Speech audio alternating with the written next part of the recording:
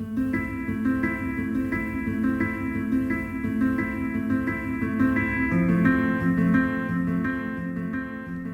auditeurs, chères auditrices, bonjour et bienvenue à La Consulte, le podcast qui déshabille les médecins.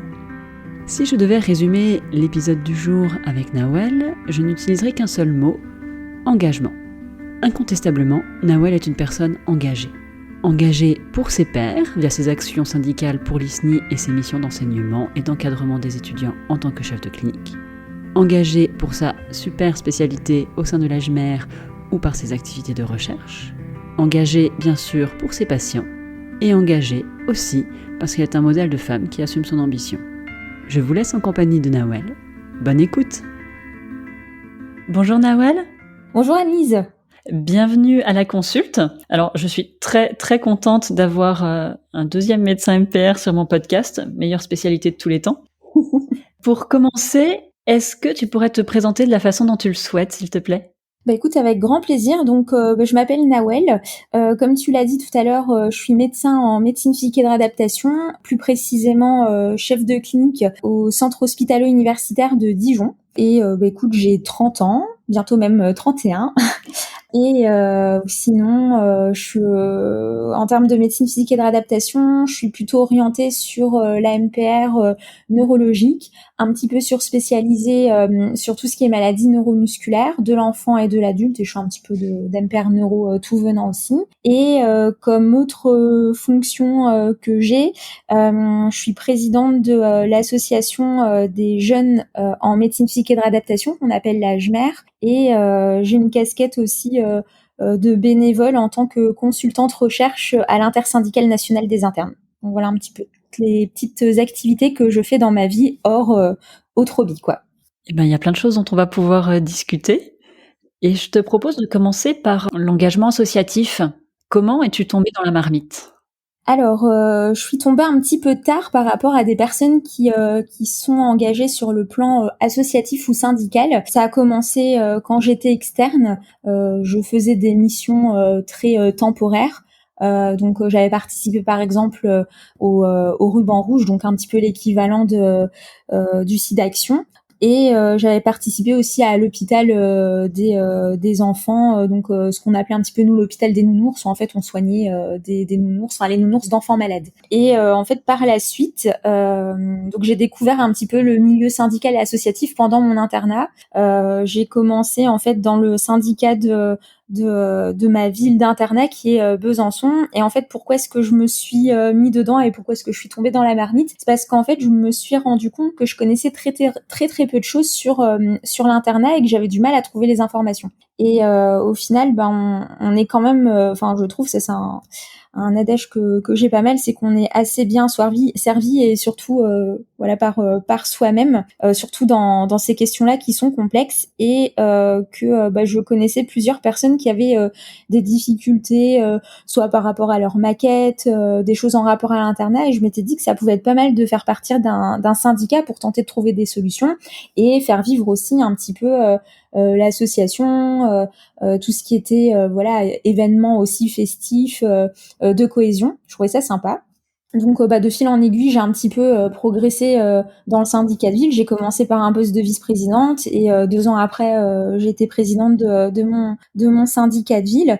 En parallèle, j'ai aussi participé en fait à mon association de spécialité, où j'ai commencé par un poste de trésorière parce que j'avais vraiment envie en fait de m'investir pour ma spécialité, parce que je trouve que l'engagement associatif ou syndical au sein d'internes d'une subdivision versus l'engagement pour une spécialité, c'est pas le même. On pourra en reparler plus tard. Et en fait, j'avais un bon ami à moi qui s'est aussi lancé là-dedans, donc c'était un petit peu l'occasion aussi de le suivre et de continuer un petit peu ce binôme qu'on avait déjà commencé sur l'association, le syndicat de ville à Besançon.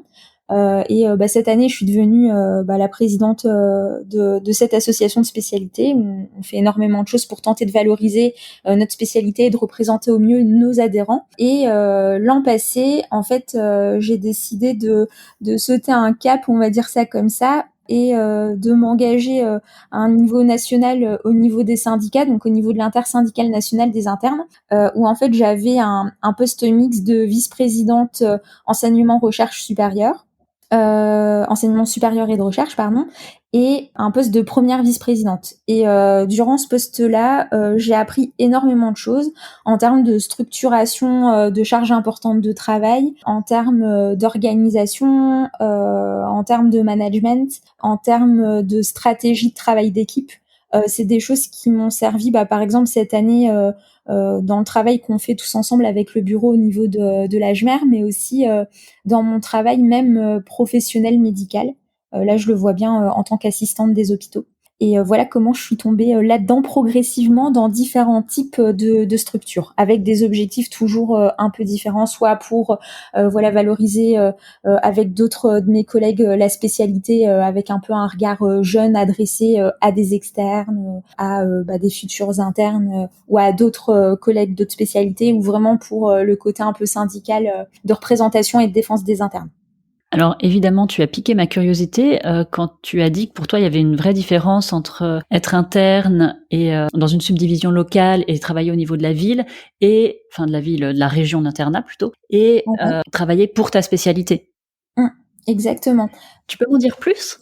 Ouais, bien sûr. En fait, l'engagement syndical auprès d'un syndicat de ville, le but c'est vraiment on reçoit des demandes d'internes, des fois c'est des choses très complexes, et puis des dossiers qui peuvent être parfois litigieux, des histoires de droit hors mort, des situations complexes dans des services. Bon, heureusement à Besançon il y avait pas beaucoup de situations comme ça, donc c'était pas trop mal, mais il y avait aussi toute la gestion de représentation des internes dans différentes instances, en commission d'établissement, en tout ce qui était les commissions de répartition des postes, en commission d'année recherche. Enfin, il y a énormément de choses, et en fait il faut bien dissocier le syndicalisme, c'est-à-dire vraiment l'engagement dans une structure pour la défense des droits et des devoirs de nos adhérents, et le travail associatif.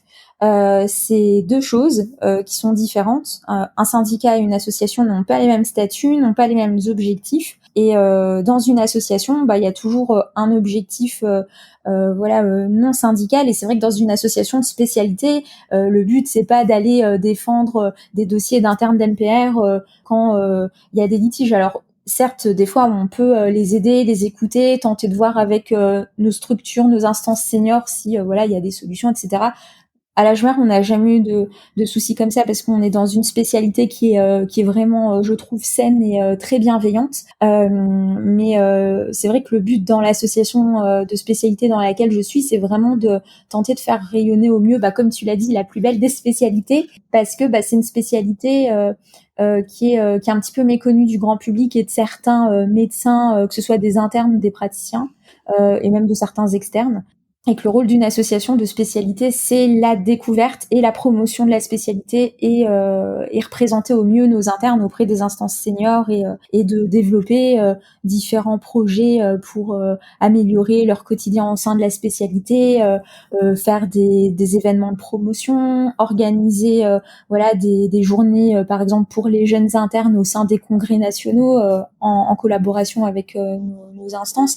Donc c'est vraiment, en fait, il faut bien différencier le côté syndical, que défense des droits, des devoirs, etc., et le côté associatif, qui sont des choses différentes. Même si dans un syndicat de ville, il y a toujours une part d'associatif, avec justement la création d'événements festifs, de cohésion, pour faire vivre la vie d'internat, mais ça reste deux types de missions qui sont très différentes, mais complémentaires à la fois quand même. Et toi, tu t'épanouis plus dans le côté associatif que dans le côté syndical ?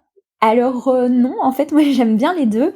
Je me suis un peu trouvé une âme un petit peu, alors je dirais pas de guerrière, mais un petit peu de soldat dans les missions syndicales, parce que c'est quand même hyper valorisant de pouvoir aider des internes en fait qui sont dans des situations compliquées. Alors tant quand j'étais au syndicat de Besançon que au niveau de l'intersyndicale nationale des internes, même si les actions portées sur le plan national ont forcément plus de portée, parce que quand on obtient gain de cause sur des revendications, ça touchera un plus large public d'internes. Mais c'est hyper valorisant en fait de se dire que par ne serait-ce que répondre à un mail ou tenter de débloquer une situation, on arrive à améliorer de façon vraiment significative le quotidien d'un interne, quoi. Et après, le côté associatif, promotion de la spécialité, c'est quelque chose de différent, mais que j'adore aussi parce que c'est hyper positif pour la spécialité. Le but, c'est vraiment c'est de la communication, c'est de la promotion. En même temps, c'est beaucoup de partage. C'est tenter aussi d'améliorer le quotidien des internes, mais d'une autre façon. Donc, je pense que c'est deux activités qui sont complémentaires. C'est hyper enrichissant de passer par les deux. Moi, j'ai toujours conseillé aux internes de tenter, de faire soit de l'associatif au sein de leur ville ou d'autres associations de spécialités et autres, ou du syndicalisme, parce que c'est hyper enrichissant. On apprend des choses qu'on n'apprend pas en médecine et que ça construit aussi. Donc voilà, c'est deux choses moi que j'aime. J'ai pas vraiment de préférence en fait. Il y a deux choses sur lesquelles j'aimerais revenir, mais on va commencer par quelque chose de très très concret. Tu es devenu interne de MPR, tu as voulu t'investir dans ta spécialité, dans l'association de ta spécialité, et concrètement, tu as fait comment? Tu as envoyé un mail à l'association? Comment ça s'est fait? En fait, ça s'est fait assez facilement parce que tous les gens qui sont investis dans des associations ou des syndicats te diront que ce type de structure est toujours à la recherche de bonne volonté, de bras pour travailler, et que si tu as un projet et une envie pertinente, elle sera toujours bonne à développer. Donc en fait, au niveau de l'association d'MPR, les assemblées générales ordinaires pour réélire des bureaux ont lieu sur les temps de congrès. Et les congrès nationaux qui sont organisés donc par entre autres notre société savante, mais surtout elle parce que ça s'appelle des congrès SOFMER, donc SOFMER pour la société savante de médecine psychique et de réadaptation française. Et en fait donc on a toujours un temps durant ce congrès avec une salle qui est prévue pour nous, un temps dans le planning pour notre assemblée générale justement de notre association de jeunes médecins. Et en fait c'est simple, il y a des campagnes de promotion justement pour recruter de jeunes volontaires qui souhaitent aider dans cet objectif commun de valorisation, de promotion et de tout ce que tu veux concernant la médecine psychique et de réadaptation pour les jeunes externes, internes au sujet de la MPR. Et en fait, j'avais contacté par mail. Comme je te l'ai dit, j'y suis pas allée toute seule. J'avais un pote à moi qui était vice-président moi avant que je rentre en tant que trésorière et qui est devenu par la suite le président de mon bureau sur les 2 années où j'étais là-bas en tant que trésorière. Et en fait, j'ai contacté par mail, ça s'est très très bien fait. Et après, j'ai assisté à l'assemblée générale, j'ai proposé ma candidature et vu qu'il y avait pas d'autres personnes qui candidataient au même poste, j'ai été élue à l'unanimité, quoi. Donc ça se fait très facilement et en général dans ces milieux-là, alors on peut tomber sur des personnes pas très sympas, mais allez 99% du temps, moi j'ai toujours eu en tout cas à l'AJMER 100% du temps travaillé avec des personnes géniales, hyper compréhensives. Donc c'est de belles expériences humaines et voilà, l'entrée dans le milieu associatif, elle est pas difficile, ça dépend de soi en fait. Et alors, je voulais revenir sur un deuxième point. Tu expliquais que l'engagement associatif et le syndicalisme également, tu avais appris plein de choses en termes d'organisation, de management, de travail en équipe que tu avais pu transférer dans ta vie médicale. Et alors, c'est un sujet qui m'intéresse moi énormément. Et je voulais savoir s'il y avait eu de l'apprentissage formel ou si c'est des choses que tu as appris complètement sur le tas, et comment s'est fait ce transfert de compétences entre le monde du syndicat, de l'association, vers ta pratique médicale. Est-ce que c'est quelque chose qui s'est fait naturellement, inconsciemment, sans que tu y penses, ou au contraire, ça a été un exercice de ta part que de te dire « Ah tiens, je suis dans une situation, là c'est compliqué, je vais essayer d'aller chercher des exemples de choses que j'ai pu faire avec la JMER ou ailleurs pour répliquer ». Enfin bon, du coup, ça fait 12 000 questions en une, mais j'aimerais bien que tu nous parles de ce transfert de compétences.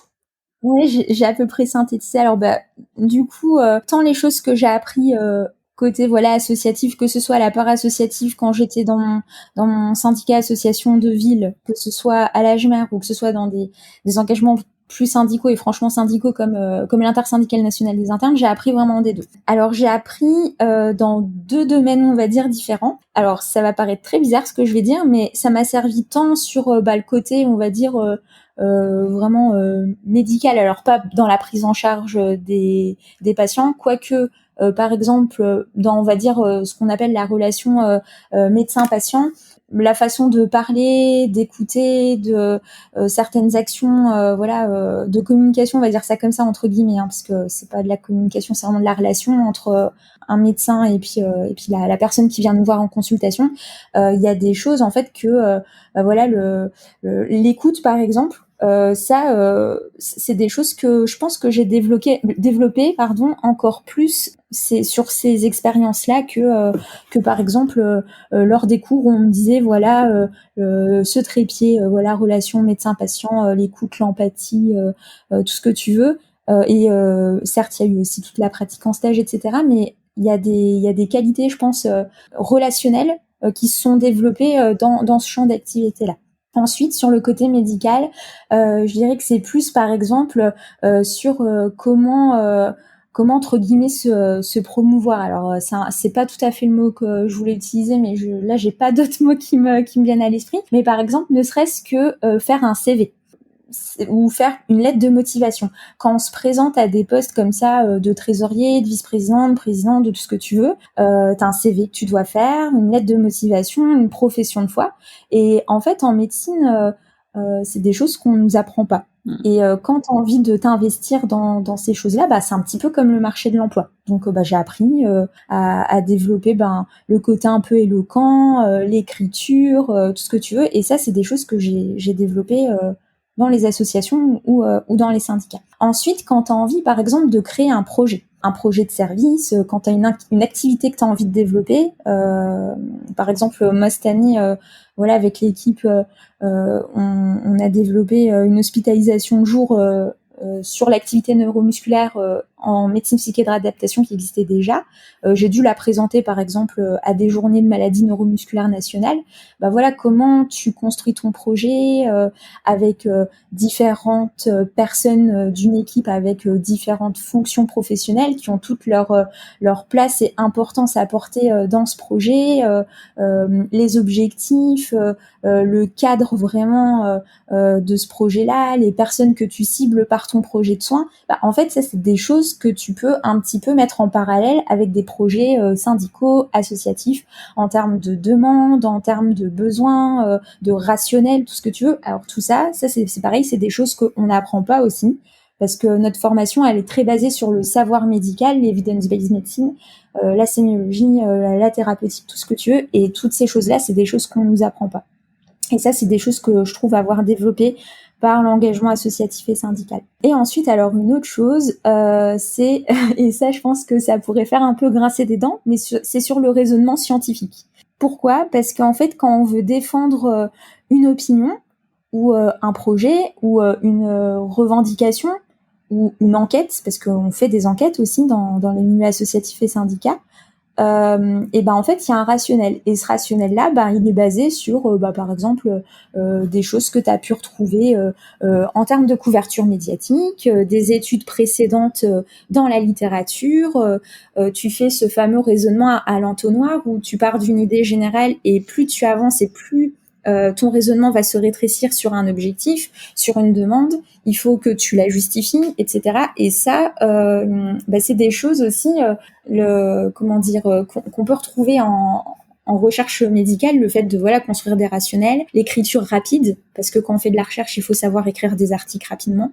La charge de travail aussi, parce que quand on fait de la recherche, en même temps on fait du soin, et en associatif ou en syndicat, il faut développer, on n'a pas le choix, mais quand on a des postes, et surtout quand on cumule des postes, parce que souvent ce sont les mêmes personnes qu'on retrouve dans différentes associations, ça c'est un peu un point commun, il faut savoir développer une grosse charge de travail. Et toutes ces choses-là, alors je me suis pas dit oui, il faut que tu essayes de calquer ce que tu as vécu en associatif ou en syndicalisme dans ta pratique professionnelle en termes de soins ou de recherche, mais en fait je pense que mon cerveau, en fait, il s'est dit, il y a des choses, des mécanismes qui se ressemblent.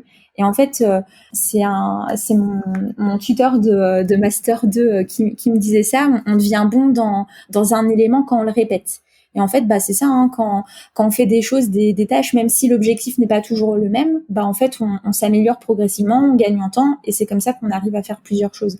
Et je pense que inconsciemment, en fait, je me suis rendu compte qu'il y avait des éléments qui se ressemblaient, et le fait de répéter, de se poser les questions, de se dire est-ce que ça c'est bien, d'en discuter avec d'autres personnes, ça permet de s'améliorer. Mais je me suis pas forcément dit en fait ça ressemble un peu à ça, je vais le transposer à telle situation. Il y a des schémas un petit peu, oui, je me suis rendu compte, mais j'ai pas fait cet exercice de me dire je vais tenter d'adapter cette situation parce que j'ai vécu ça ou parce que j'ai fait ça. Je sais pas si j'ai répondu à toutes tes questions. Eh ben écoute, ça répondait parfaitement à ma question, et je trouve ça hyper intéressant de souligner qu'il y a des compétences qu'on acquiert sur le tas, comme créer un projet de service, et qu'on n'apprend pas à la fac. Et en t'écoutant parler, comme tu disais en te présentant que tu avais un poste hospitalo-universitaire, je me demandais si la recherche, l'enseignement, c'était aussi une forme d'engagement envers ta spécialité et envers tes collègues ou tes futurs collègues, comme tu as pu l'être en faisant de l'associatif dans ta ville, par exemple. Un petit peu, oui, on peut dire ça comme ça. Clairement, tout ce qui est enseignement, ça peut ressembler à ce qu'on fait dans l'engagement associatif et même syndical, parce que quand on est enseignant, en fait, on a une responsabilité. Alors même si pour le moment je suis toute jeune, j'ai pas encore fini ma première année de clinica. Avec mes autres collègues, je fais déjà des cours, j'assiste à des surveillances d'examen, j'encadre des tests de médecine ou des mémoires pour des étudiants. Par exemple là, j'ai co-encadré un étudiant en fin de cursus STAPS, donc pour son master 2. On a une responsabilité, et en fait on est censé donner les repères aux étudiants. On est censé les encadrer de façon bienveillante, leur donner le maximum de conseils pour en fait que leur travail, parce que ça reste leur travail, mais que leur travail soit de meilleure qualité possible, qu'ils en soient fiers à la fin, et qu'ils le vivent bien. Parce que on voit souvent des externes, des internes, etc., quand ils font des master 1, des master 2 ou leurs tests de médecine ou leur mémoire, en fait, ils se mettent dans des états pas possibles. Et je dis pas que c'est forcément que de la faute des encadrants, parce que quand on est par exemple professeur d'université ou PH, etc., on a plein d'activités, et que des fois on manque de temps pour encadrer les gens, et les internes ou les étudiants en médecine globalement, c'est des gens qui se plaignent pas beaucoup, à qui en fait on peut demander un peu n'importe quoi, et ils diront toujours oui, et ils vous demanderont pas ou ils vous diront pas là il y a un problème de quantité de travail, ils vous diront c'est pour quand est-ce que je dois rendre ça.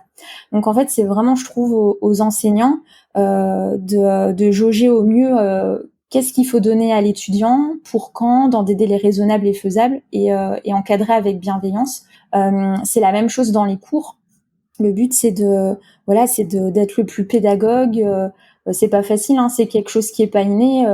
Moi, avant de faire des cours, je répète beaucoup, je bouquine beaucoup, je potasse beaucoup, je prépare des questions interactives pour rendre les choses stimulantes, etc. Je pense que je m'améliorerai au fur et à mesure des cours et des années, mais c'est quelque chose de difficile, mais c'est notre responsabilité de faire au mieux, et c'est un engagement. Et la recherche, c'est aussi un engagement, parce que y a des choses, comme je te disais tout à l'heure, qui ressemblent à l'engagement syndical et associatif. Tout d'abord, quand on fait de la recherche, on fait de la recherche en équipe, on la fait pas seule. Donc toute personne d'une équipe, elle aura son importance dans un projet de recherche, dans un travail d'écriture, de valorisation scientifique, de tout ce que tu veux. Et en fait, le but, c'est de porter un projet pour aller le plus loin possible. Moi, je le vois vraiment comme ça, premièrement. Deuxièmement, c'est de mener des projets de recherche pour faire progresser sa discipline dans un champ particulier, où tu vas développer au fur et à mesure une appétence au sein de ton équipe, et puis en collaboration avec d'autres équipes sur le plan national, et voire même des fois international. Et il y a aussi, c'est pour ça que je me suis engagée sur le côté recherche. C'est parce que il y a vraiment ce côté un peu curiosité, tu vois, comme Sherlock Holmes, tu te mets une espèce de petite énigme qui est ton objectif, et tu fais tout pour trouver la réponse, ou des faisceaux de réponses. J'aime vraiment, moi, cette façon d'assembler des différents puzzles, etc., pour les imbriquer et construire un bel article. Moi, je trouve ça chouette, quoi. Enfin, la recherche, construire des projets, l'écriture, présenter à des congrès, écouter des articles, des travaux en congrès, apprendre comme ça, c'est hyper stimulant. Mais c'est vrai que ça peut ressembler à, c'est un engagement en tout cas, clairement. Clairement, tu aimes être engagée, non? Oui, je suis quelqu'un de engagé, puis je pense que je suis un peu passionnée aussi. J'ai du mal à faire voilà les choses à moitié. Quand je les fais, c'est pleinement, parce que c'est hyper important de bien faire les choses. Je vais être un peu perfectionniste et workaholic, je pense aussi. Mais ouais, je suis quelqu'un d'engagé et par passion de ce que je fais en fait. Pour revenir au monde hospitalo-universitaire, alors je vais être un petit peu caricaturale, hein. Ok. Mais c'est pas un monde quand même parfois de vieux PUPH légèrement rétrogrades et sexistes? Alors, ça dépend d'où tu es. Là, par exemple, je vais te donner mon exemple personnel. Je pense que j'ai eu de la chance, je dis pas que c'est pour tout le monde comme ça, mais dès mon internat, j'ai été très bien coachée, briefée. Moi, j'avais un maître de conf qui était vraiment topissime, qui m'a poussée, voilà, parce qu'il a vu que j'aimais ça à faire un M1, un M2, et c'était pas un homme sexiste ou un vieux macho, loin de là. Qui était très encadrant pour ses internes, qui faisait attention, il savait ce que c'était que les risques psychosociaux et toutes ces choses-là. Mon tuteur de master 2 qui m'a aussi énormément épaulée, parce que en fait il travaillait dans son laboratoire de recherche. Il était génialissime, il est jeune, hein, il a 36-37 ans je crois maintenant maximum, et il était un peu latino, tu vois, il venait du Brésil, donc autant dire qu'avec lui, tu vois, ça dépotait, et clairement, c'était pas non plus le côté mou, vieux, et tout ce que tu veux. Ma co-encadrante de Master 2, donc avec ce tuteur-là, donc c'était une femme PUPH de santé publique qui fait partie de mes modèles, clairement, maintenant, qui m'a énormément coachée tant dans mon Master 1 que dans mon Master 2 de santé publique, et c'est avec des personnes comme ça que je me suis dit, voilà, faut aller de l'avant. Le monde de la recherche et hospital universitaire, c'est pas forcément le monde qu'on décrit qui est malveillant. Et là actuellement, je suis en thèse de sciences de façon simultanée à mon clinica, et donc je suis co-encadrée par deux PUPH, une PUPH de génétique qui est absolument géniale, qui est jeune aussi, hein, qui doit avoir la quarantaine maximum, qui est hyper dynamique, qui est très très dispo aussi, donc super. Et l'autre encadrant qui est aussi PUPH en rhumatologie, qui est un homme qui a à peu près le même âge, la quarantaine, qui est génial, qui fait partie des forces hyper dynamiques de la faculté et du CHU où je suis, qui coordonne notre équipe de recherche au niveau de mon unité en médecine psychiatre et réadaptation.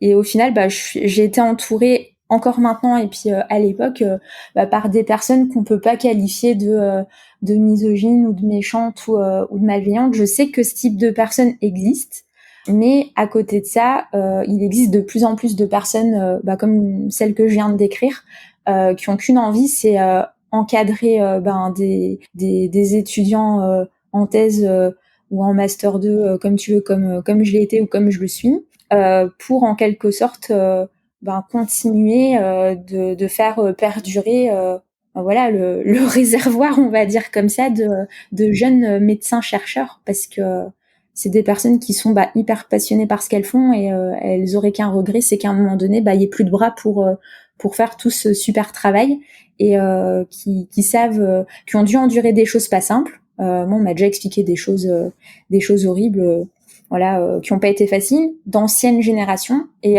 ces personnes-là, en fait, elles veulent pas reproduire certains schémas, et donc du coup elles ont le bon raisonnement, et elles sont hyper positives, quoi. Et là, par exemple, les deux personnes qui m'enquêtent pour ma thèse de sciences, clairement, c'est génial, quoi, parce que c'est des choses qui sont pas faciles comme type de travaux. Et je pense pas pouvoir bénéficier d'un meilleur encadrement. Donc ça existe, ce que tu dis, mais il n'y a pas de généralité là-dessus, et ça dépend vraiment des endroits, des spécialités, et voilà. Toi, t'as pas vécu de sexisme dans ton parcours hospitalo-universitaire?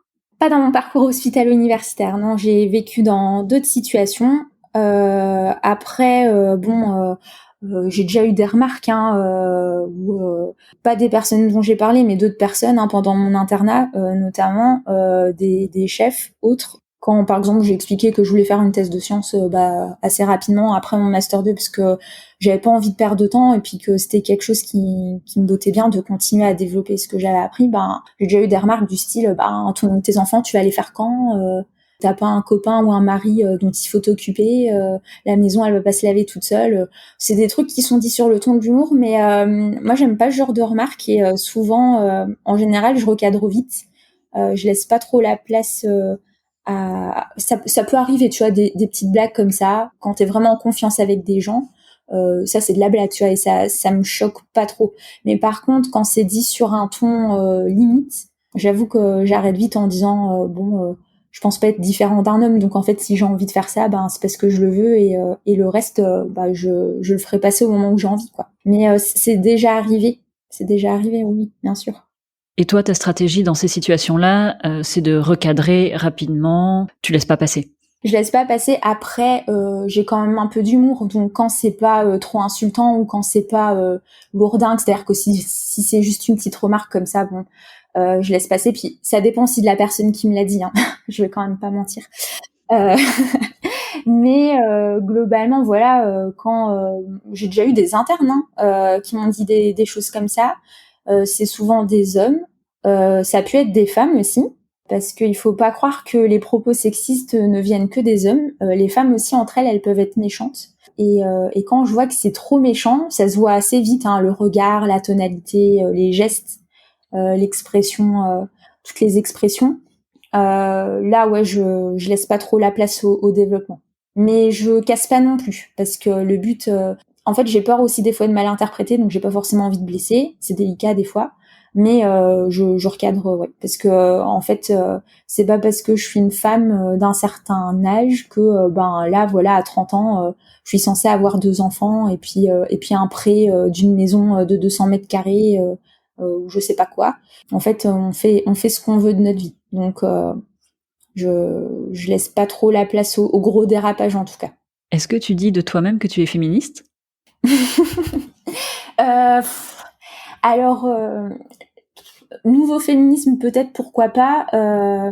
Après c'est quelque chose que j'aime pas trop moi comme adjectif qualifiant, parce que les féministes, moi comme je les vois, c'est des femmes qui bêtes et ondes défendraient tout et n'importe quoi parce que la personne à les défendre c'est une femme.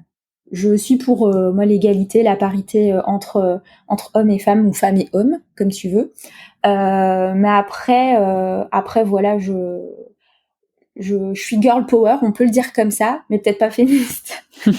je suis pour les femmes fortes et les femmes qui s'assument et qui vont au bout de leur projet. Ça, je trouve ça super. Mais je trouve aussi génial des hommes qui ont des projets tout aussi méritants, quoi. Donc voilà. Mais c'est vrai que je suis un peu girl power, femme forte, mais c'est pas pour cracher sur les hommes. C'est pour dire que des femmes, en fait, elles sont capables de faire tout aussi bien et qu'il faut pas dire que une femme, elle doit être sectorisée dans ce type d'activité-là ou parce qu'elle est médecin, elle doit se mettre à 50% parce qu'elle a 3 enfants qu'il faut aller chercher à 18 heures. Mais que des femmes aussi, elles peuvent faire des projets tout aussi bien, voire mieux que les hommes, et que c'est pas le genre, en fait, qui caractérise la puissance d'un projet. C'est les idées, le travail d'équipe, tout ce qui est monté en amont, la préparation, l'anticipation. Mais c'est certainement pas le genre. Bon, va faire une transition derrière ça, donc je n'en ferai pas. On va reparler de médecine physique et réadaptation. Super.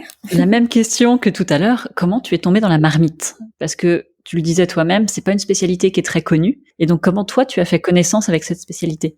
Alors donc, en commençant médecine, je ne savais même pas que ça existait.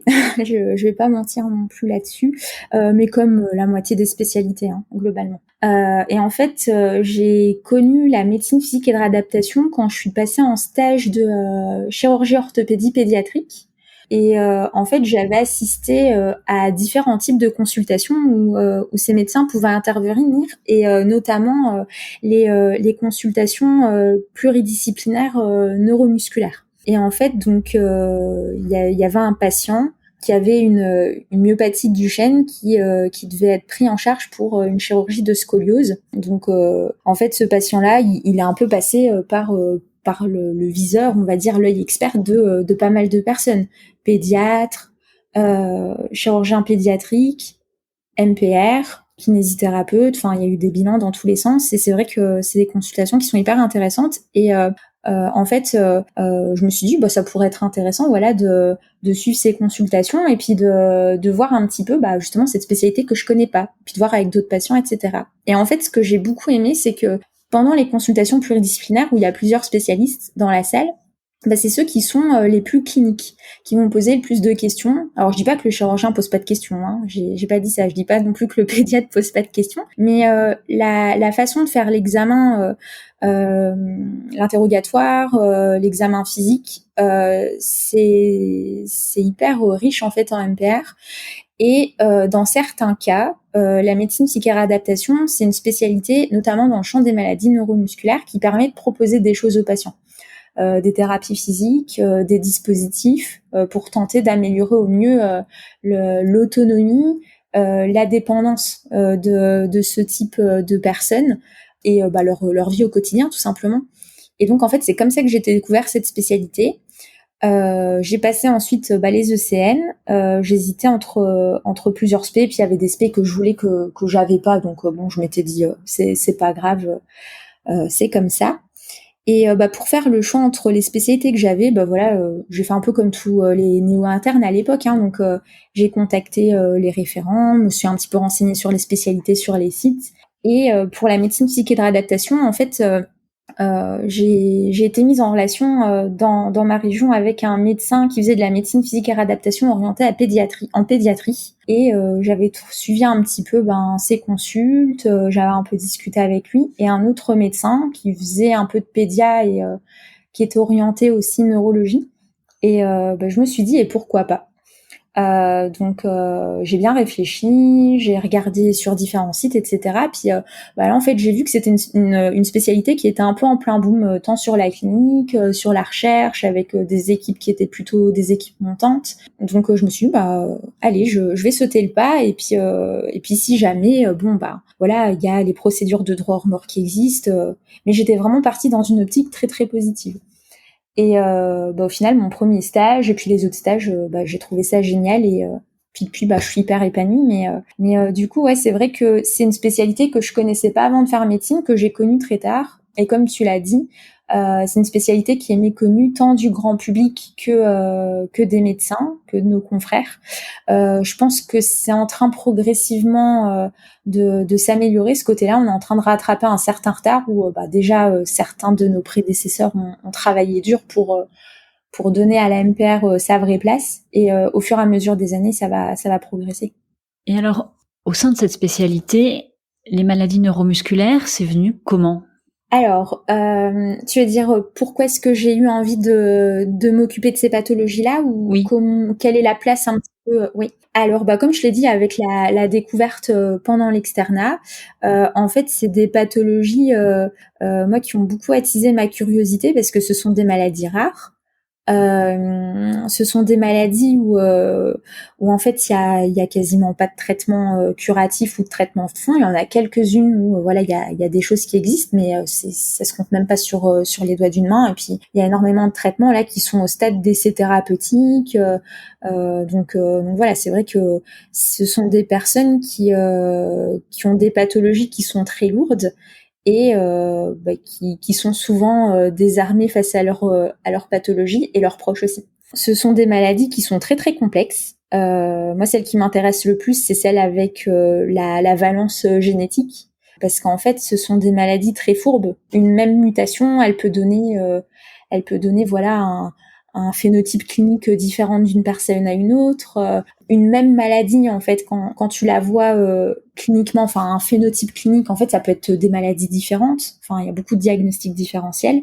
Et ça, j'avoue que moi, ça m'a beaucoup intriguée ces pathologies-là. La recherche aussi, parce que moi, c'était quelque chose d'important. En fait, dès le départ, j'ai vraiment tout de suite voulu faire de la recherche assez tôt et c'est un domaine qui est en pleine explosion et la MPR a vraiment sa place dedans pour évaluer au mieux l'apport des thérapeutiques sur les capacités fonctionnelles et mettre en place des moyens de suivi. Et donc du coup en fait je me suis dit allez, je vais essayer d'aller jusqu'au bout de cette de ce petit coup de cœur que j'ai eu. Donc j'ai validé en fait un diplôme interuniversitaire de myologie qui est situé à la Pitié-Salpêtrière. Donc ça c'était pendant mon internat. Je suis passée en neuropédiatrie. Qui était très très axé autour des enfants qui avaient des maladies neuromusculaires, des troubles 10, de l'épilepsie. Enfin, c'était vraiment très très neuropédiatrique pour le coup. Je suis passée en service de génétique clinique aussi sur un semestre avec j'ai pu assister à tout ce qui était consultation neurogénétique et c'est là où je me suis dit en fait il y a peu au final de médecins en médecine psychique et de réadaptation en France qui s'occupent de personnes avec des maladies neuromusculaires parce que c'est une appétence particulière, c'est des compétences et des connaissances particulières qu'on n'apprend pas spécialement, enfin on aborde certaines choses mais on n'apprend pas spécifiquement pendant notre tronc commun. Et entre le côté très riche de la clinique, des soins qu'on peut leur apporter, du suivi au long terme et aussi ce côté recherche qui est hyper complémentaire. Donc, du coup, c'est vrai que moi, c'est un domaine où je m'épanouis pleinement et c'est un petit peu comme ça que l'idée et le cheminement s'est fait tout au long de mon parcours. C'est progressivement, avec les expériences en stage, que tu as choisi de te spécialiser dans la spécialité. C'est ça, exactement. Oui. T'as pas un petit regret de perdre en polyvalence? T'as pas peur de te dire que un jour t'auras envie de changer et que t'auras peut-être oublié tout ce qui est le reste de la spécialité, qui est quand même hyper vaste? Ça te fait pas peur en fait, l'hyper spécialité? En fait, non, parce que si tu vas en médecine psychique et de réadaptation, c'est pas possible de faire que de l'hyperspécialité vu qu'il y a une énorme demande dans d'autres choses. Donc en fait, si tu veux, mon activité clinique pour le moment, en termes de soins, je m'occupe de patients de personnes qui ont des maladies neuromusculaires, mais je m'occupe aussi de personnes qui ont des maladies autres que les maladies neuromusculaires. Donc moi, je suis plus orientée côté médecine psychiatre d'adaptation neurologique. Donc je m'occupe de patients qui ont des AVC, des traumatismes crâniens graves, des patients blessés médulaires avec par exemple une sclérose en plaques, maladie de Parkinson, etc. Donc en fait, je perds pas du tout la polyvalence de la spécialité. Après, c'est vrai que je fais pas trop tout ce qui est cardio-respi, enfin même pas du tout. Médecine du sport, ça, c'est pas du tout mon truc. Je n'y connais rien du tout. C'est même maintenant une FST. Avant, c'était un desk. Donc voilà, tu vois, je fais aussi tout ce qui est par exemple consultations qui sont sous la forme d'hospitalisation de jour d'injection de toxines botuliques, donc pour le traitement de l'hyperactivité musculaire. Et clairement les patients qu'on voit dedans, ce sont pas des patients avec des maladies neuromusculaires. Donc en fait, certes, je suis surspécialisée en maladies neuromusculaires, mais je continue à faire d'autres choses et heureusement, parce que comme tu le dis, quand on se surspécialise dans un domaine, il y a ce risque d'être moins compétent pour les patients dans d'autres domaines.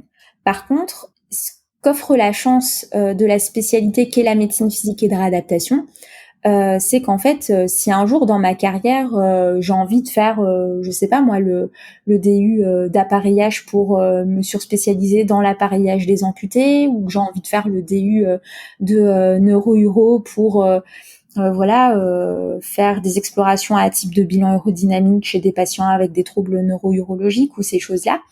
En fait, c'est une spécialité qui permet de faire ça. C'est une spécialité où on peut changer d'activité au cours de sa spécialité. Moi, j'ai beaucoup de médecins, on va dire médecins seniors, enfin des pairs, qui au cours de leur carrière, en fait, elles n'ont pas été toujours surspécialisées dans un domaine.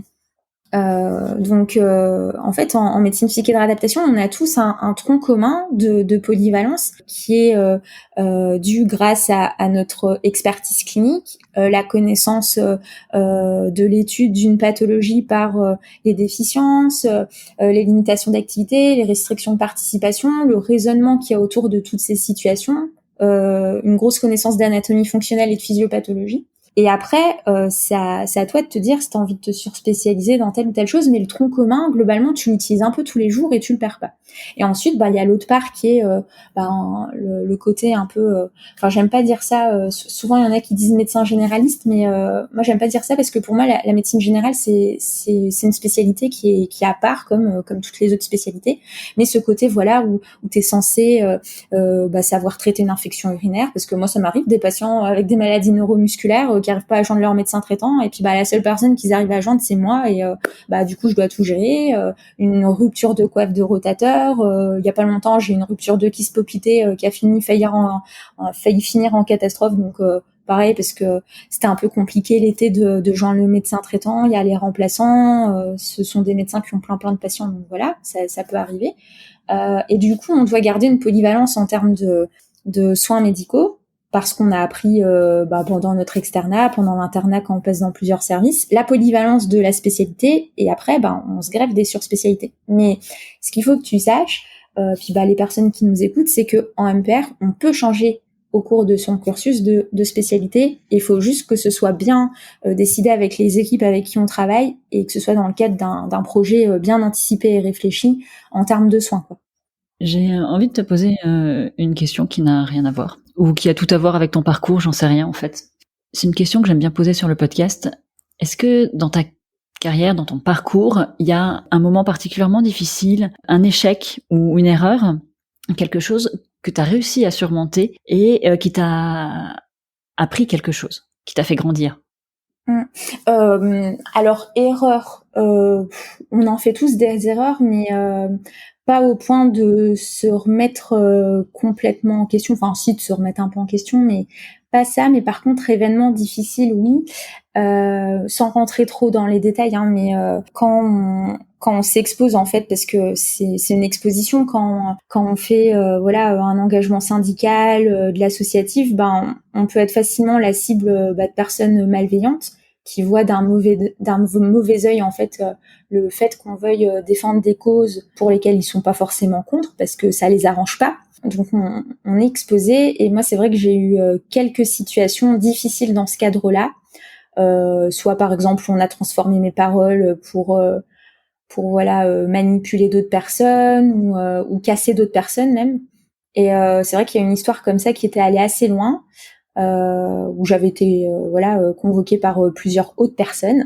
Et c'est vrai que c'est des situations très difficiles, et particulièrement celle-ci où moi ça m'a fait beaucoup de peine, parce que j'ai beaucoup de défauts, mais je suis pas tu vois, une menteuse, ou quelqu'un qui fait des cachotteries, ou quelqu'un qui manipule, ou qui fait des stratagèmes. Je suis plutôt une personne très entière, et peut-être un petit peu frontale même des fois, même si c'est un frontal avec un gant de velours, on va dire ça comme ça. Et de t'utiliser à des fins malveillantes, et c'est une grosse trahison. Puis surtout, tu te sens un peu violée quelque part. C'est un mot un peu fort, mais c'est vraiment ça. Et depuis ces événements-là, c'est vrai que j'ai appris à beaucoup à me protéger. Par exemple, quand il y a des échanges de sujets un petit peu délicats, ou des choses comme ça, je demande aux personnes de tout mettre par écrit. Je fais des échanges par mail, je fais plus de téléphone. Pareil, les entretiens sur un lieu où il y a personne, je fais plus. Je suis devenue peut-être un peu méfiante sur le lieu, sur les échanges professionnels. Pas franchement sur le plan personnel, parce que les personnes à qui je me confie, etc., il y en a pas beaucoup. Mais c'est vrai que les événements comme ça où parce que tu t'exposes, parce que tu as envie d'aider les gens, parce que tu mènes des projets, etc., ça c'est vrai qu'il faut toujours faire attention, parce qu'il y aura forcément des gens contre soi, et des gens qui sont pas sains, qui ont pas de scrupules. Et malheureusement ça arrive les mauvaises expériences. J'en ai retiré de la force, en me disant qu'au final j'ai été capable d'affronter ça. J'ai pas démissionné de mes fonctions, j'ai continué, j'ai même fait pire. Et puis voilà, donc maintenant je me méfie beaucoup plus de l'environnement hospitalier. À la base j'étais quelqu'un un petit peu de bisounours. Là je le suis clairement pas, ou beaucoup moins. Et je fais attention à qui je parle, ce que je confie, comment est-ce que j'organise les choses. Je suis devenue un peu obsessionnelle du contrôle. J'aime bien un petit peu tout contrôler. Ça a amené quand même quelques défauts où j'ai du mal à faire confiance des fois. Là, ça va un petit peu mieux. Surtout parce que là, actuellement, je suis dans un milieu professionnel qui est juste génial. Et je pense que ça va aller progressivement de mieux en mieux. Mais c'est vrai que des fois, tu peux vite devenir parano, par contre, quand tu as des expériences comme ça négatives. Donc, ça peut arriver, je pense, à tout le monde, mais il faut en garder les choses positives. Je vais te poser la dernière question du podcast. Quelle est ta tenue de travail ? Alors, ma tenue de travail... Alors, écoute, comme la plupart des médecins, j'ai une blouse. Si je la décris un petit peu, c'est une blouse qui est pas longue, qui a pas des manches longues, parce que souvent dans les hôpitaux c'est comme ça. Moi, c'est une blouse courte qui arrive, tu vois, mi-cuisse, avec des manches courtes. J'ai plein de choses dans ma blouse. Un goniomètre, un diapason, une échelle de Bristol. J'ai plein de choses. Un petit tube de Vaseline, parce que quand on est MPR, on fait plein d'examens dans tous les sens, des abaisse-langues que je casse en deux pour transformer en pic quand je veux tester la sensibilité douloureuse, des choses comme ça. Et puis écoute, après, à part ma blouse, je suis habillée normalement. J'avoue que j'ai tendance à mettre des chaussures sympas et j'aime bien les paillettes. Alors, il y a beaucoup de gens qui se moquent de moi. Mais en fait, j'aime bien les baskets à paillettes. Pourquoi ? Parce que c'est un petit peu... À l'hôpital, quand t'es à l'hôpital, tu peux pas mettre trop de bijoux. La montre, c'est pas génial. Enfin, c'est compliqué, tu vois, tous ces trucs-là, quoi. Et vu que je vois quand même pas mal soit d'enfants ou même de personnes, tu vois, en situation de handicap, souvent, en fait, elles regardent mes chaussures et puis... elles rigolent ou soit elles ont une expression heureuse sur le visage ou les femmes elles me disent ah là là moi j'ai des chaussures orthopédiques, faudrait que je demande à mon appareilleur la prochaine fois qu'ils mettent un détail comme vous, ça serait sympa. Ça rajoute un petit truc, tu vois. Alors bon, je vais pas mentir, moi j'aime bien ça, mais en plus souvent ça rajoute quelque chose à la consultation. C'est bête à dire, mais c'est vrai. Et donc voilà, globalement je suis habillée normalement, mais je suis suréquipée comme la plupart des MPR. Et c'est vrai que j'ai cette petite marque là de la chaussure avec le petit détail pailleté ou doré ou voilà. Les chaussures à paillettes qui facilitent la relation. Clairement, surtout avec les enfants. Tu m'étonnes. Et quand tu vas à la fac pour faire cours, tu gardes la blouse ? Non, je l'enlève. Non, parce que c'est pas propre. Les blouses, nous, en plus, on a des cadres, etc., qui sont hyper méga pointilleux là-dessus. Je la change très souvent et je la sors pas de la structure hospitalière. Donc, quand je vais donner des cours ou quand je sors de mon service, systématiquement, j'enlève ma blouse et je suis en tenue civile standard. Super. Nawal, je te remercie d'avoir raconté ton parcours à mon micro. Je suis ravie d'avoir pu parler de féminisme sur ce podcast. Et merci beaucoup. Merci à toi en tout cas. Et puis c'est très bien que tu puisses faire des choses comme ça, des médecins et puis peut-être d'autres personnels de santé ou d'autres mêmes horizons autour de la santé et autres qui puissent s'exprimer. Puis on peut parler de leur quotidien. C'est en partageant qu'on améliore les choses et qu'on ouvre les points de vue. Donc merci à toi pour ton travail en tout cas. L'épisode est maintenant terminé et j'espère qu'il vous a plu et inspiré. Je vous invite à me rejoindre sur le compte Instagram de la consulte @podcastlaconsulte ou sur le compte Twitter @podlaconsulte. J'attends avec impatience vos retours sur l'épisode que vous venez d'écouter et j'attends également avec impatience vos propositions d'invités ou vos témoignages de médecins. Pour soutenir le podcast, je vous serai très reconnaissante d'en parler autour de vous et de mettre une note 5 étoiles avec un commentaire sur vos applis de podcast. Merci de m'avoir écouté jusqu'ici et à bientôt.